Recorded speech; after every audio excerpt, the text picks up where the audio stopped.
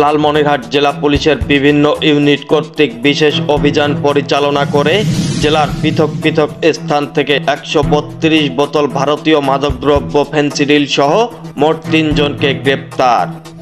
District police Lalmonirhat online verify Facebook পোস্টের তথ্য মতে লালমনিরহাট জেলা পুলিশের সুযোগ্য পুলিশ সুপার জনাব মোহাম্মদ তরিকুল ইসলাম মহোদয়ের সার্বিক দিক নির্দেশনায় লালমনিরহাট জেলাস্থ কালীগঞ্জ থানা এবং আদিতমারি থানা এলাকায় পৃথক পৃথক স্থানে অভিযান পরিচালনা করে 132 বোতল ফেনসিডিল ও মাদক ব্যবসায়ের কাজে ব্যবহৃত একটি মোটরসাইকেল সহ মোট 3 জনকে গ্রেপ্তার করা হয় এবং আইনি প্রক্রিয়া শেষে গ্রেপ্তারকৃত আসামিদের বিচারার্থে বিজ্ঞ আদালতে প্রেরণ করা হয়।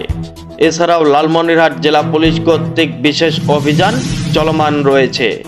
পুলিশকে তথ্য দিয়ে সহায়তা করুন, মাদক এবং সন্ত্রাস মুক্ত লালমনিরহাট জেলা গড়ে তুলুন। Anisul Islam Rajib, update news, online desk, Lalmonirhat.